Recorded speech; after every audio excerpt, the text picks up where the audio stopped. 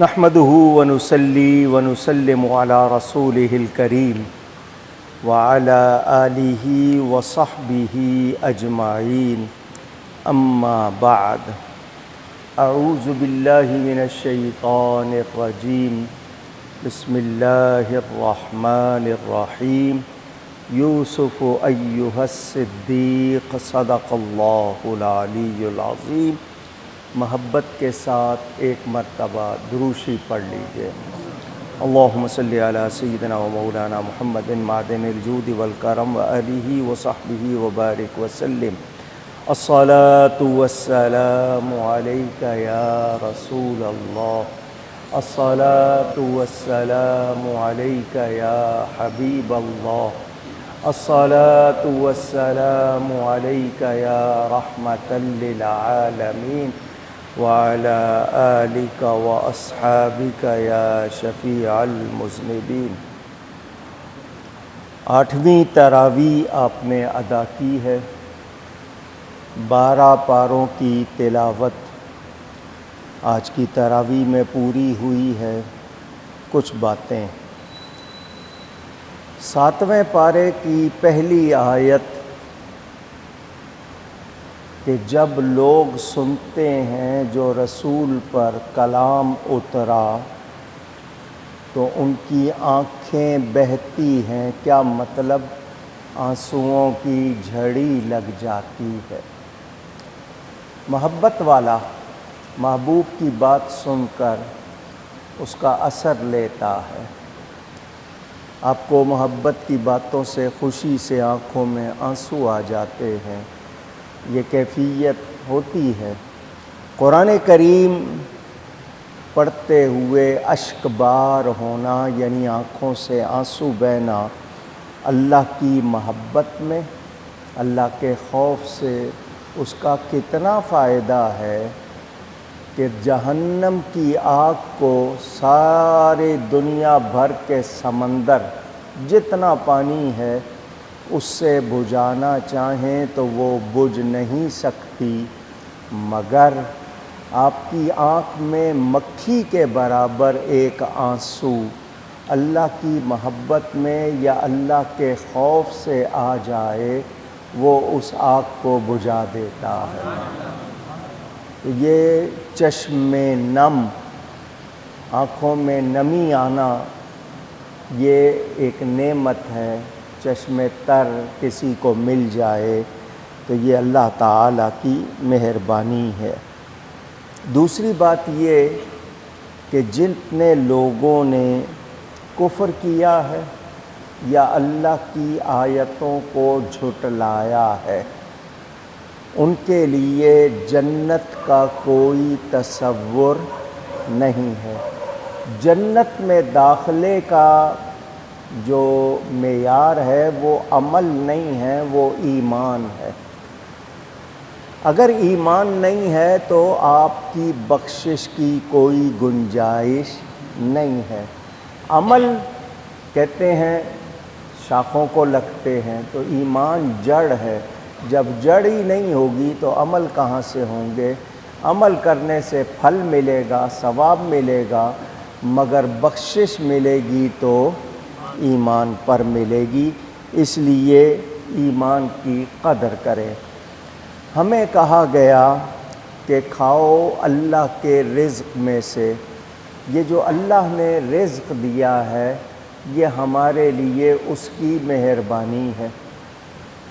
لیکن قرآن نے کیا کہا؟ من اعرض عن ذکری فإن له معیشۃ ضنکا، جو ہماری یاد سے منہ پھیر لے گا ہم اس کا رزق تنگ کر دیں گے، اس کی معیشت تنگ کر دیں گے۔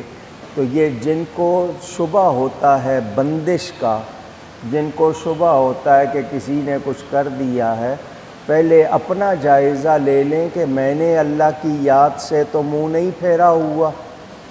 اگر میں ہی کمزور ہوں تو مجھے اپنا علاج کرنا ہے، کسی پر شبہ نہیں کرنا۔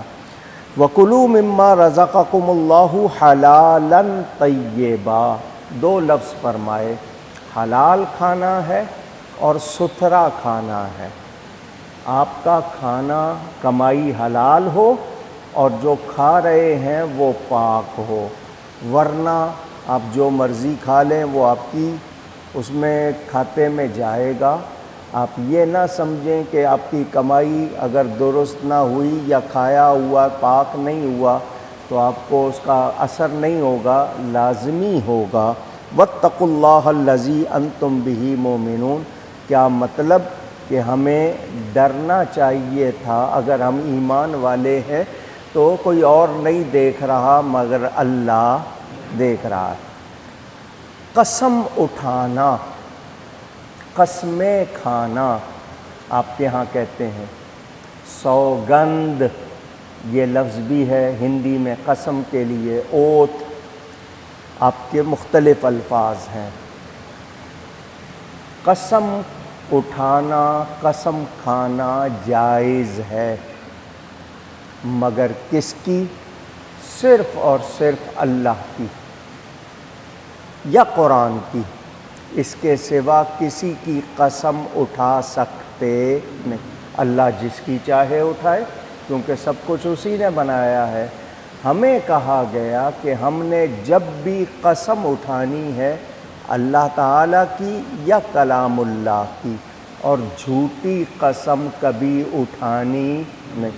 بعض لوگوں کو عادت ہوتی ہے، جیسے عرب میں واللہ، واللہ مانے اللہ کی قسم، وہ ہر بات میں واللہ واللہ واللہ، لیکن یاد رہے قسم اٹھانا یہ دوسرے کو یقین دلانا کہ میں جو کہہ رہا ہوں تو اس پر اعتبار کر۔ تو آپ اللہ کا نام لے کر کسی کو اعتبار دلا رہے ہیں، تو آپ نے اللہ کی قسم اٹھا کر اگر جھوٹ بولا، یہ آپ کو کافر بنا سکتا ہے۔ قسم اٹھا کر جھوٹ بولنا آپ کو کافر بنا سکتا ہے۔ آپ نے قسم جھوٹی اٹھائی ہے تو آپ گناہگار بھی ہو رہے ہیں، اپنے ایمان کو برباد کر رہے ہیں۔ اس کو عربی میں یمین لغو کہتے ہیں، یمین قسم کو کہتے ہیں، لغو غلط، باپ کی قسم، ماں کی قسم، بھائی کی قسم، دن کی قسم، رات کی قسم، یہ ہم اٹھا سکتے نہیں۔ اگر مفتی کے پاس جائیں گے، مفتی کہتے ہیں فتویٰ دینے والے کو۔ فتویٰ کس کو کہتے ہیں؟ شریعت کا حکم۔ شریعت کا حکم کیا ہے اس کے بارے میں، اس کو فتویٰ کہتے ہیں۔ مفتی کے پاس جائیں گے کہ میں نے باپ کی قسم اٹھا لی، میں نے نبی کی قسم اٹھا لی، میں نے ولی کی قسم اٹھا لی، تو وہ فتوے میں لکھے گا یہ قسم نہیں پڑی، مگر قاضی جو جج ہوتا ہے اسلام کا، وہ آپ کو سزا دے سکتا ہے کہ تو نے قسم سے مذاق کیوں کیا، کیوں کھیلا قسم کے ساتھ، وہ آپ کو سزا دے سکتا ہے۔ مفتی اتنا ہی کہے گا کہ قسم نہیں ہوئی، لیکن قاضی سزا دے سکتا ہے۔ اگر کسی نے قسم اٹھا لی اور پھر پوری نہیں کی تو اس کو کیا دینا ہے؟ کفارہ۔ کیا دینا ہے؟ اونچی فَكَفَّارَتُهُ إِطْعَامُ عَشَرَةِ مَسَاكِينَ مِنْ أَوْسَطِ مَا تُطْعِمُونَ أَهْلِيكُمْ أَوْ كِسْوَتُهُمْ۔ اگر کسی نے قسم توڑ دی ہے، غلط قسم اٹھا لی ہے، تو اس کو سب سے پہلے کرنی ہے توبہ، اور اس کے بعد دینا ہے اس کا کفارہ۔ کفارہ کیا ہے؟ 10 مسکینوں کا کھانا۔ کتنے؟ آپ نے اسٹینڈرڈ کے لحاظ سے جیسا آپ کھاتے ہیں، یہ نہیں کہ خود تو آپ اعلیٰ کھاتے ہیں اور دے دے ہلکا والا، نہیں، اپنے معیار کا دینا ہے، یا آپ نے اتنے کپڑے دینے ہیں۔ 10 مسکینوں کا کھانا یا اس رقم کے برابر کپڑے دینے ہیں۔ جو نہیں کر سکتا، یعنی جس کے پاس پیسے نہیں ہیں کھانے کھلانے کے لیے، کپڑے دینے کے لیے، تو وہ 3 روزے رکھے گا۔ فَمَن لَّمْ يَجِدْ فَصِيَامُ ثَلَاثَةِ أَيَّامٍ۔ کتنے روزے؟ اچھا، امیر ہوتے ہیں، نہیں جی پیسے نہیں دیں گے ہم روزے رکھ لیں گے، تو جو پیسے دے سکتا ہے وہ روزے نہیں رکھے گا، اس کو پیسے ہی دینے ہوں گے۔ کھانا کھلانا ہوگا، کپڑے دینے ہوں گے۔ جو نہیں دے سکتا وہ 3 روزے رکھے، یہ لازمی ہے۔ لیکن یہ نہیں کہ قسم اٹھا لوں گا بعد میں 10 مسکینوں کو کھانا کھلا دوں گا، یہ نہیں کرنا، کیونکہ غلط قسم اٹھانا یہ اچھی بات اونچی کہہ دیجئے۔ اللہ تعالیٰ نے ایمان والوں پر حرام کر دیا ہے خمر کو، میسر کو، انصاب والازلام رجس من عمل الشیطان۔ اے ایمان والو، خمر جس کو آپ اردو والے شراب کہتے ہیں، دارو کہتے ہیں، جو بھی نام رکھے ہوں، اس کا نام آپ نے بیئر رکھا ہو، وائن رکھا ہو، کوئی بھی نام رکھا ہو، یہ سب تمہارے لیے کیا ہے؟ حرام ہے۔ یہ شیطانی کام ہے، جوا کھیلنا، سٹا کھیلنا، یہ جو جتنے کام کرتے ہو یہ شیطانی کام ہیں، ان سے بچو، ان سے فاجتنبوہ، ان سے اجتناب کرو، بچو۔ ہم پرواہ نہیں کرتے اور کیا کہتے ہیں، اجی کوئی بات نہیں، جوانی میں ہے، پی لی، بعد میں توبہ کر لیں گے۔ تو میں آپ کو بتا چکا ہوں، نشے کی حالت میں جو مر جائے وہ ایمان والا نہیں مرتا، وہ کافر مرتا ہے۔ کتنی بری بات ہے۔ تو مسلمانوں کو بچنا چاہیے۔ ہمیں کہا گیا کہ ہم اللہ تعالیٰ کی بارگاہ میں توبہ کرتے رہیں۔ اگر ہم سے کبھی بھول چوک ہو جائے تو ہم توبہ کر لیں، اپنی اصلاح کر لیں، جتنا گناہ کیا ہے اس سے زیادہ نیکی کریں تاکہ گناہ مٹ جائے۔ جب بندہ گناہ کرتا ہے اس کے دل پر ایک چھوٹا سا باریک کالے رنگ کا داغ لگ جاتا ہے، اسپاٹ۔ بندہ توبہ نہ کرے اس کی سیاہی پھیلنا شروع کر دیتی ہے، یعنی وہ بڑا ہوتا جاتا ہے، 1 دن 2 دن 3 دن، وہ سیاہی پھیلتے پھیلتے پورے دل کو سیاہ کر دیتی ہے۔ پھر بندے کو پرواہ نہیں رہتی ہے، وہ حرام حلال بھول جاتا ہے۔ لیکن جو فوراً توبہ کر لے اس کا وہ داغ مٹ جاتا ہے، وہ پھیلتا نہیں۔ اب یہاں آپ کو میں نے ایک بات اور بتانی ہے۔ ہم میں سے ہماری نیکیوں کا شہرت کرنا یا ان کا ڈھنڈورا پیٹنا یہ ہماری عادت ہے، میں نے یہ کیا، میں نے یہ کیا۔ اگر اللہ کی نعمت کے طور پر بیان کرے، دل میں فخر نہ ہو، جس کو آپ غرور کہتے ہیں، تفاخر، پرائیڈ نہ ہو، تو وہ بیان دوسروں کو رغبت دلانے کے لیے وہ بہت اچھا ہے، اور اس لیے کرے کہ لوگ مجھے اچھا سمجھیں، مجھے کوئی اس کے بارے میں کوئی انعام دیں یا کچھ میرے بارے میں اچھی باتیں کریں، اپنے آپ کو نمایاں کرنے کے لیے کرتا ہے، تو وہ اس کا نیکی جو ہوتی ہے وہ بیان کرنے سے گناہ بن جاتی ہے۔ اور آج کل یہ بیماری عام ہے۔ وہ مشہور ہے نا، ایک بندہ نماز پڑھ رہا تھا تو پاس بیٹھے ہوئے کہا یہ بڑا نمازی ہے، یہ نماز کا بڑا پابند ہو گیا۔ اس نے نماز توڑ کے کہا اس کو کہو میں نے حج بھی کیا ہے۔ تو یہ کچھ لوگوں کا ہوتا ہے، تو وہ اپنی نیکی بتانا چاہتے ہیں، تو جو ایسا کرتے ہیں وہ اپنی نیکی ضائع کر دیتے ہیں۔ تو کبھی بیان بھی کرنا ہو کہ اللہ نے مجھے یہ سعادت بخشی، تو مقصد ہو اللہ کی نعمت کا بیان، مگر اس میں فخر کا بیان نہ ہو۔ حضور صلی اللہ علیہ وسلم ساری کائنات کے اللہ تعالیٰ نے ان کو مختار بنایا۔ وہ کہتے ہیں میں سارے نبیوں کا سردار ہوں مگر اس پر فخر نہیں کرتا۔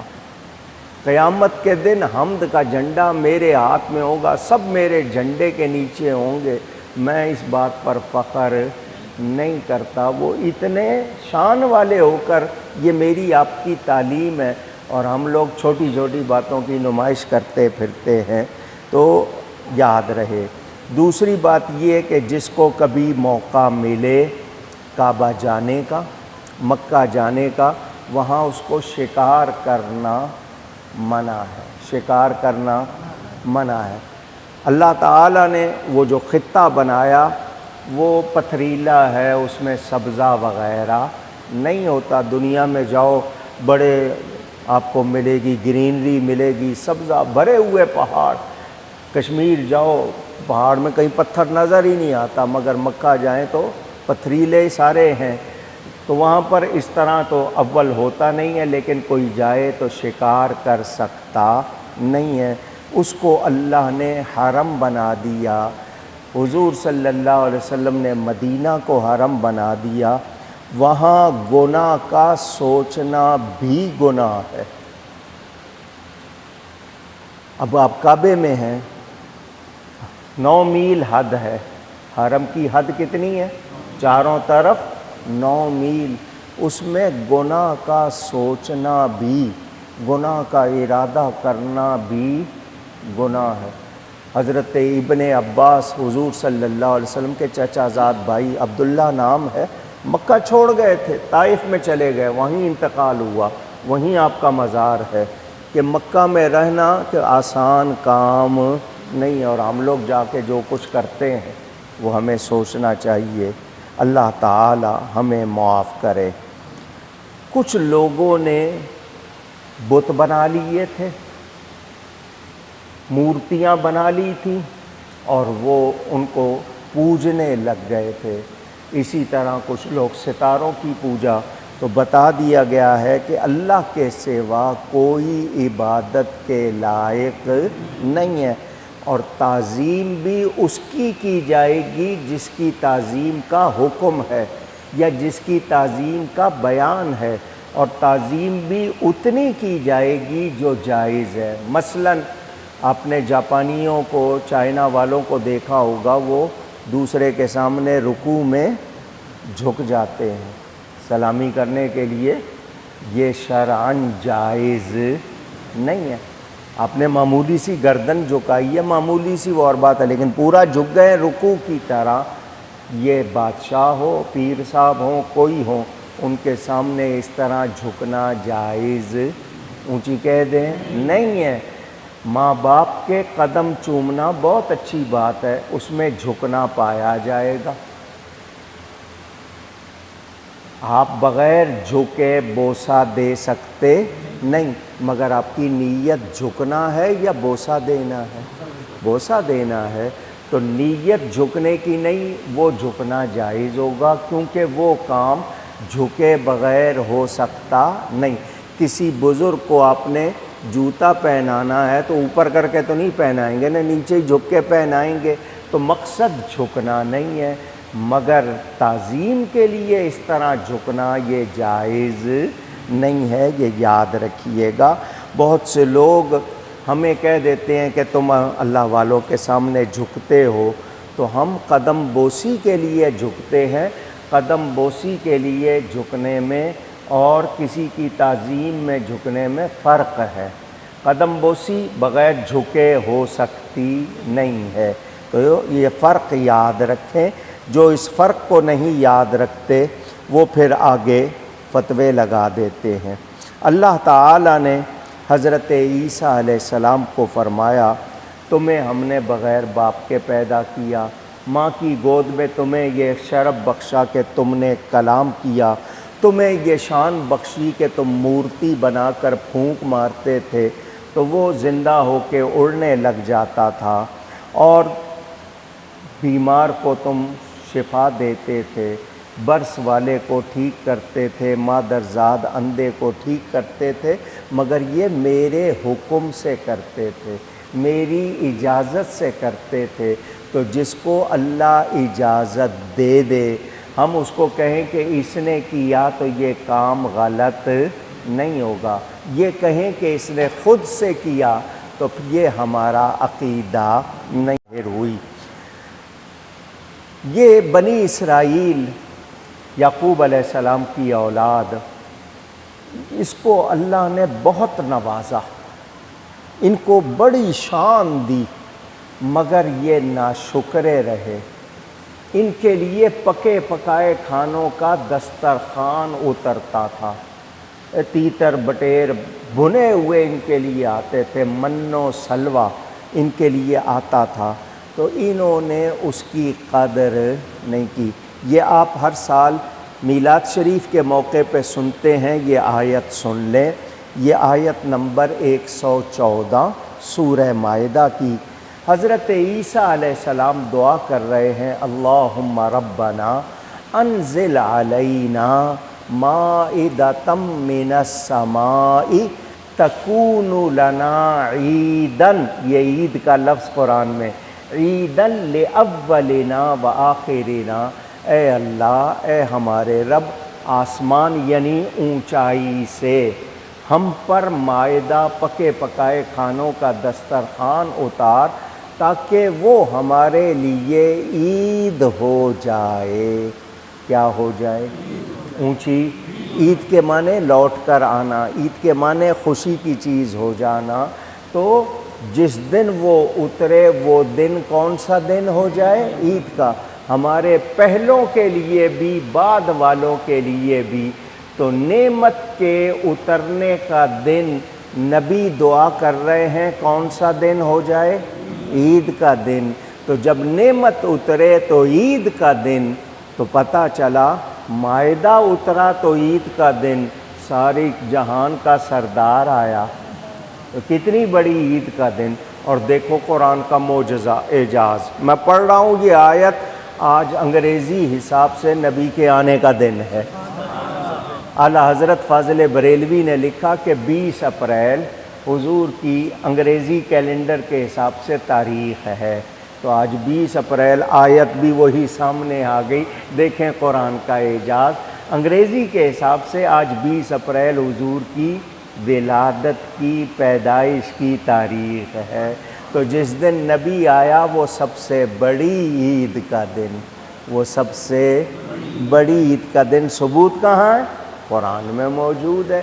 تو جنہوں نے نہیں ماننا انہوں نے نہیں ماننا، ہم مانتے ہیں، مناتے ہیں، اور انشاءاللہ مناتے رہیں گے۔ یاد رہے حضرت عیسیٰ علیہ السلام اور ان کی والدہ پر لوگوں نے بہت الزام لگائے، بہت الزام لگائے۔ آپ کو جن کو قرآن پڑھتے ہیں معلوم ہوگا، میں منہ سے اس وقت دوہرا نہیں رہا۔ حضرت مریم کو معاذ اللہ غلط کہا، حضرت عیسیٰ پر انہوں نے باتیں لگائیں، اللہ نے ان کی صفائی پیش کر دی قرآن میں۔ تو اللہ تعالیٰ کی طرف سے جب بات آ گئی تو اب ساری دنیا مل کر برا کہتی رہے، کوئی فرق پڑتا نہیں۔ جو برا کہیں گے اپنے آپ کو خراب کریں گے۔ حضرت عیسیٰ علیہ السلام آگے سے کیا کہتے ہیں؟ ان تعذبہم، یہ میں آپ کو محبت کی ایک بات سنا رہا ہوں، ذرا دھیان سے سنیے۔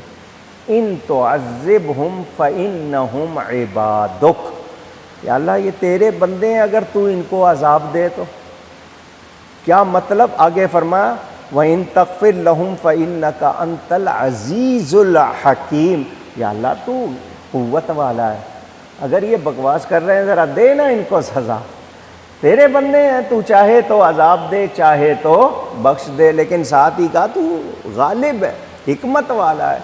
اور ہمارے نبی پاک نے کیا کہا؟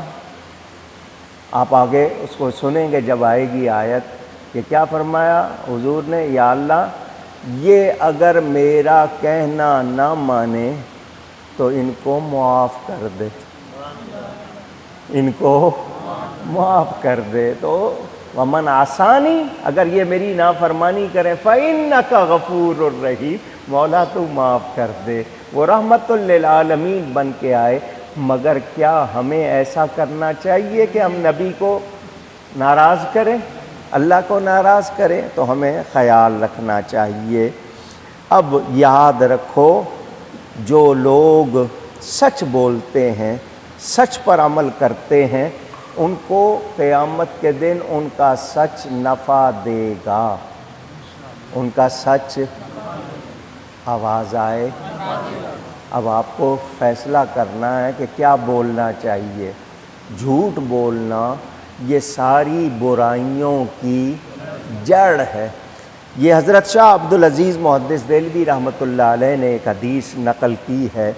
وہ کہتے ہیں حضور صلی اللہ علیہ وسلم کے پاس ایک شخص آیا، اس نے کہا جی میں شراب بھی پیتا ہوں، چوری بھی کرتا ہوں، بدکاری بھی کرتا ہوں، مجھ میں یہ برائیاں ہیں، میں یہ بھی کرتا ہوں، جھوٹ بھی بولتا ہوں، میں مسلمان ہونا چاہتا ہوں مگر میں ایک برائی چھوڑوں گا، اتنی ساری کرتا ہوں ایک چھوڑوں گا، اور ایسی چھوڑوں گا کہ پھر نہیں کروں گا۔ آپ مجھے مسلمان کریں گے؟ حضور نے فرمایا وعدہ کرتا ہے کہ جو میں کہوں گا وہ کرے گا، کیونکہ حضور کو اختیار۔ اس نے کہا جی یہ پکا وعدہ کہ جو چھوڑوں گا نا وہ پکا چھوڑوں گا۔ فرمایا جھوٹ چھوڑ دے۔ کیا چھوڑ دے؟ جھوٹ۔ اس نے کہا جی وعدہ ہو گیا، اب کچھ ہو جائے میں جھوٹ نہیں بولوں گا۔ مسلمان ہو گیا۔ مسلمان ہو کے جب چلا گیا گھر، رات ہوئی تو اس کا ارادہ ہوا کہ جاؤں میں کہیں ذرا چوری کروں، پیسے ویسے لاؤں کچھ، تو وہ نکلا گھر سے چوری کے ارادے سے۔ آگے اس کو ایک مل گیا مسلمان بھائی، کدھر جا رہے ہو اس وقت؟ اب اس کو بتاتا ہے تو اس کو پتہ لگ جائے گا، چوری کی سزا ہاتھ کاٹنا ہے، اور پھر جو وبال ہوگا وہ الگ۔ اور اگر غلط بولتا ہے تو وعدہ کیا ہے کہ جھوٹ، اب مشکل میں پڑ گیا۔ کہنے لگا بس نکلا تھا، چلو پھر کبھی صحیح، واپس چلا گیا۔ پھر رات تھوڑی سی اور گہری ہوئی، پھر نکلا کہ چلوں چوری نہیں کر سکا ہوں تو کوئی اور برائی کروں۔ وہ پھر نکلا، پھر کوئی ٹکرا گیا، اب پھر مسئلہ آ گیا کہ جھوٹ کا وعدہ کر لیا کہ نہیں بولوں گا۔ وہ 2-3 دن اس نے یہ جو مشق کی نا، اس نے دیکھا کہ اس سے کوئی برائی نہیں ہو رہی۔ وہ دوڑا ہوا حضور صلی اللہ علیہ وسلم کی بارگاہ میں آ گیا، کہنے لگا جی کچھ اور چھڑا لے، آپ نے جھوٹ چھڑایا مجھ سے، اب کچھ اور ہو ہی نہیں رہا۔ فرمایا میں نے جڑ پکڑی ہے، میں نے، کیونکہ جھوٹ چھوٹ جائے گا تو برائیاں خود بخود چھوٹ جائیں گی۔ اگر کوئی اور بات ہوتی تو تیرے اندر راہ نکلتی، میں نے جڑ کو پکڑا ہے، یہ اب تجھے کوئی گناہ کرنے نہیں دے گا۔ تو پتہ چلا جو جھوٹ بولتے ہیں ان سے گناہ ہوتے رہتے ہیں، تو جھوٹ چھوڑ دیں گے تو گناہ چھوٹ جائیں گے۔ اس سے پھر ایسی چھوٹی برائیاں کہ پھر اس نے کوئی برائی نہیں کی۔ تو جھوٹ ساری برائیوں کی جڑ ہے، اس کو چھوڑ دینا چاہیے۔ اللہ تعالیٰ کی شان ہے وَهُوَ يُطْعِمُ وَلَا يُطْعَمُ، وہ کھلاتا ہے مگر کھاتا نہیں۔ اور آپ نے آیت الکرسی میں پڑھا ہے لا تأخذہ سنۃ ولا نوم، نہ اس کو اونگ آتی ہے نہ اس کو نیند آتی ہے۔ موسیٰ علیہ السلام کے حوالے سے واقعہ لکھا ہے واللہ عالم، کہ انہوں نے کہا یا اللہ تجھ کو بالکل بھی اونگ نہیں آتی؟ اللہ نے فرمایا نہیں، سکھانے کے لیے، سمجھانے کے لیے بعض مرتبہ یہ باتیں ہوتی ہیں۔ 2 شیشے کے برتن دیے موسیٰ علیہ السلام کو، اگر ان کے حوالے سے واقعہ ہے یا کسی بزرگ کا واقعہ، ان کو دیے کہ یہ تم نے ایک رات دونوں ہاتھ میں پکڑ کے کھڑے رہنا ہے، بیٹھنا بھی نہیں ہے۔ اور دیکھو یہ کانچ کے برتن ہیں، چھوٹ گئے تو ٹوٹ جائیں گے۔ بہت اچھا جی، اب پکڑا ہوا ہے، کھڑے ہوئے ہیں، نیند، پھر نیند ہے۔ لوگ کہتے ہیں نیند تو سولی پہ بھی آ جاتی ہے، میں نے کہا وہاں آتی ہی نیند ہے، اور آتا کیا ہے وہاں۔ لیکن نیند بہت، آپ سارا دن کیا کہتے ہیں سوئے ہوئے ہو نا، تب بھی رات کو جاگنا آپ کے لیے مشکل ہو جاتا ہے، نیند آتی ہے، وہ اونگ آ رہی ہے، برداشت کر رہے ہیں، لیکن اونگ آئی اور ایک چھوٹ گیا، وہ گرا، ٹوٹ گیا۔ آواز آئی کہ دیکھنا اب ایک رہ گیا ہے، ابھی رات باقی ہے۔ بہت احتیاط سے اس کو، بہت احتیاط سے پکڑ کے، پہلے 2 ہاتھ الگ الگ پکڑا تھا، اب دونوں ہاتھوں سے ایک پکڑ لیا، حالانکہ وزن نہیں ہے، لیکن پھر نیند کا وہ آیا اثر، جھونکا آیا اور وہ بھی چھوٹ گیا، وہ بھی ٹوٹ گیا۔ جواب ملا ایک رات کے لیے 2 چھوٹے سے برتن نہیں تم سے اٹھائے گئے، تمہیں نیند نے غلبہ کیا اور ٹوٹ گئے، مجھے نیند آ جائے تو یہ سارا کاروبار کیسے چلے گا؟ یہ آسمان بغیر ستون کے کھڑے، یہ ساری کائنات، تو اللہ کو نہ اونگ آتی ہے نہ نیند آتی ہے، اور وہ کھاتا نہیں ہے، وہ کھلاتا ہے۔ تو اللہ تعالی جیسی کوئی چیز نہیں، لیس کمثلہ شیء، کوئی چیز بھی اس کی طرح نہیں۔ ہم اس کی کوئی مثال بیان کریں نہیں، اللہ ایسا ہے ایسا ہے، یہ ہمارے لفظ ہوتے ہیں۔ وہ جسم سے، جسمانیات سے، ان تمام چیزوں سے پاک ہے، وہ بڑی شان والا ہے۔ یہ اساطیر ایک لفظ ہے، اساطیر الاولین، یہ ذرا دھیان سے سن لو۔ اساطیر اسطورہ کی جمع ہے۔ آپ لغت میں دیکھیں گے تو معنی ملیں گے داستان، کہانی، قصہ، پہلوں کے قصے، پہلوں کی داستانیں۔ لوگ جو تھے ان کا طریقہ تھا 10 ادھر بیٹھ گئے، 10 ادھر بیٹھ گئے، کہانیاں سنا رہے۔ آپ کے ہاں بھی پرانی طلسم ہوش ربا، داستان الف لیلہ، اتنی موٹی موٹی کتابیں، بیٹھتے تھے لوگ ساری ساری رات کہانیاں سنتے تھے، بنائی ہوئی، جو چاہا اس میں ڈال دیا، ایسی ایسی باتیں کہ عقل حیران۔ آج بھی بہت سی جگہوں پہ کوئی سیاست کی بات کر رہا ہے، کوئی دوسری کر رہا ہے، اور جی فلانے کا واقعہ یوں، کسی کو پوری طرح معلوم نہیں ہوتا، اپنی طرف سے ملائے جاتے ہیں۔ جس طرح وہ کوئی چودھری ہوتا تھا، اس کے آگے ملازم ہوتے تھے کہ چودھری نے کوئی بات کر دی ہے تو انہوں نے ثابت کرنی ہے۔ انہوں نے کہا جی ہمارے چودھری صاحب نے اڑتے ہوئے چوہے کو فائر کیا، تیر مارا اور مار دیا۔ وہ کسی نے کہہ دیا چوہا تو اڑتا نہیں ہے، تو اڑتے ہوئے چوہے کو کیسے مار دیا؟ انہوں نے کہا ہاں بھائی حمایتی جواب دو۔ اس نے کہا جی ایک چیل تھی، اس نے پنجے میں چوہا لے لیا تھا، وہ لے کے اڑ رہی تھی، انہوں نے تیر مارا تو وہ مر گئی۔ بات بنا دی نا۔ اس طرح کہانیاں بناتے تھے کہ جی ہرن کی ٹانگ میں گولی ماری، وہ اس کے منہ سے نکلی۔ ان کا منہ اوپر ہوتا ہے، ٹانگ نیچے ہوتی ہے، کیوں لمبی چھوڑ رہے ہو؟ اس نے کہا جی حمایتی جواب دو۔ حمایتی نے کہا جی ہرن سو رہا تھا، ٹانگیں منہ جوڑے ہوئے تھے، گولی لگی ٹانگ میں اور منہ سے نکل گئی۔ بات بنا دی نا اس نے۔ لوگوں کو لمبی لمبی چھوڑنے کی عادت تھی کہ میرے دادے کا جناب پاکستان بننے سے پہلے جو گھر تھا نا، اس کا صحن جو تھا نا، صحن آنگن، وہ اتنا لمبا تھا، وہ اتنا لمبا تھا، وہ اتنا لمبا تھا کہ گھوڑے پہ بیٹھ کے جانا پڑتا تھا ادھر دوسرے کنارے پر۔ دوسرے نے کہا میں پیچھے کیوں رہوں؟ اس نے کہا جی میرے دادا کی ایک چھڑی تھی، اتنی لمبی تھی، اتنی لمبی تھی، اتنی لمبی تھی کہ کھڑے ہو کے اس سے بادل جھاڑتے تھے۔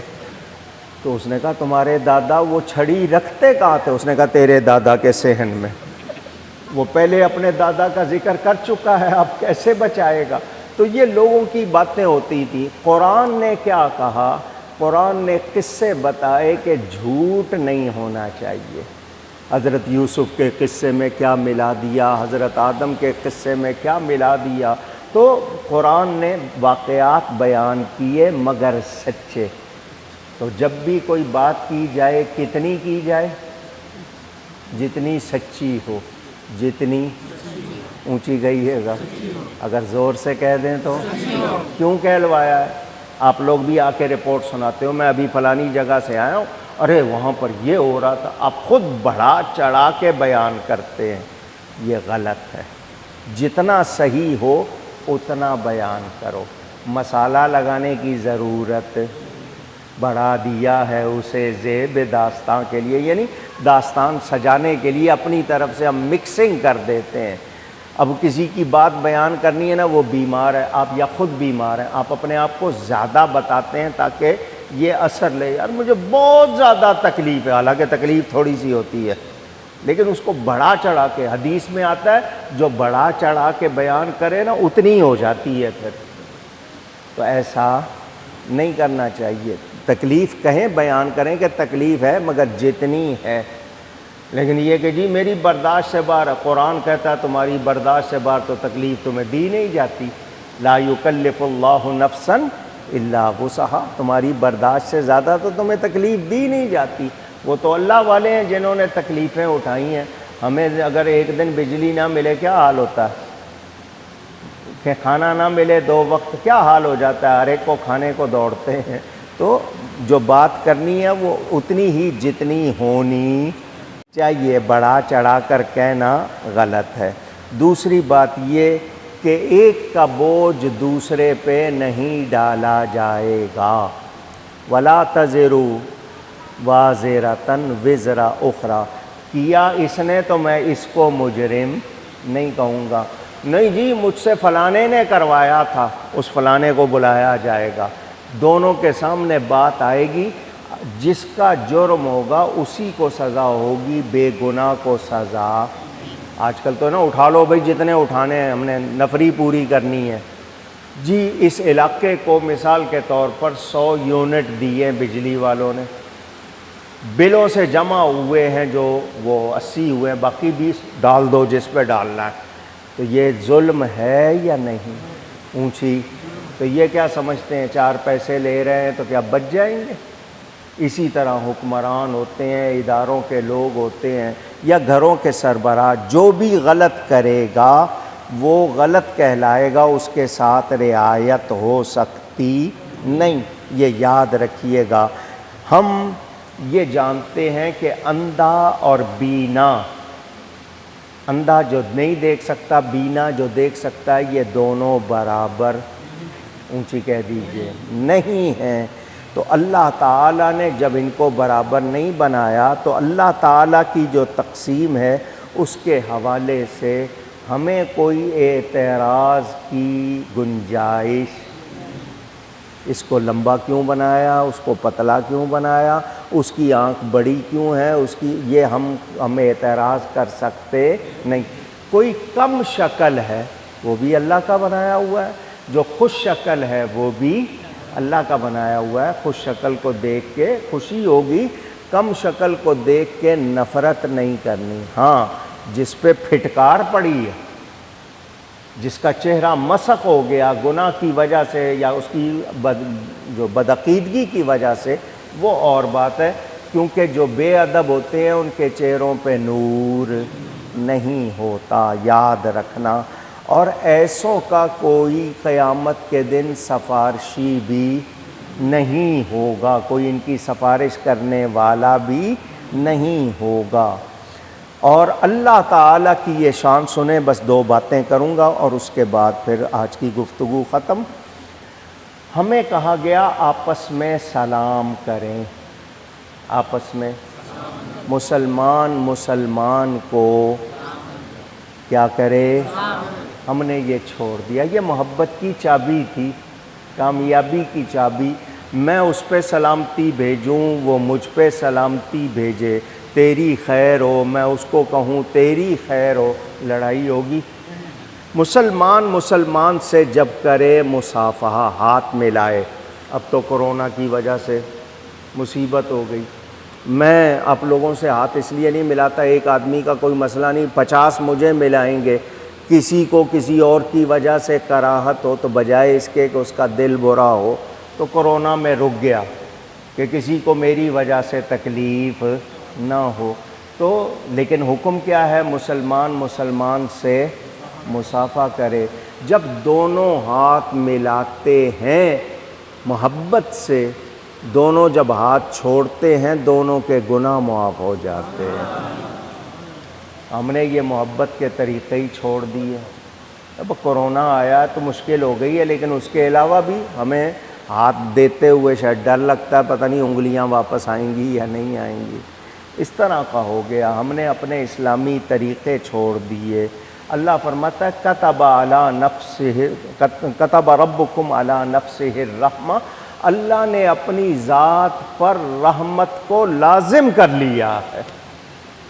اب ایک بات پہلے بھی آپ نے سنی ہوئی ہے، سن لیں، اللہ کی 100 رحمتیں ہیں، کتنی؟ پھر کہیے گا، دنیا میں صرف ایک ظاہر ہوئی ہے، دنیا میں صرف باقی 99 قیامت کے دن ظاہر ہوں گی۔ جب ایک پر اتنی مہربانی ہے 100 پر کتنی ہوگی؟ تو اس نے تو رحمت کرنی ہے، مگر ہم بھی تو رحمت پانے والے بنے نا۔ ایسے نافرمان نہ ہو جائیں کہ رحمت سے نکل جائیں۔ آگے بیان ہے علم غیب کا اور اللہ کی شان کا، یہ انشاءاللہ کل کروں گا۔ اللہ تعالی ہم سب کو نیکی کی توفیق عطا فرمائے۔ گفتگو میں کوئی غلطی ہوئی ہو اللہ کی بارگاہ میں توبہ کرتا ہوں، اس کے رسول صلی اللہ علیہ وسلم کی بارگاہ میں توبہ کرتا ہوں۔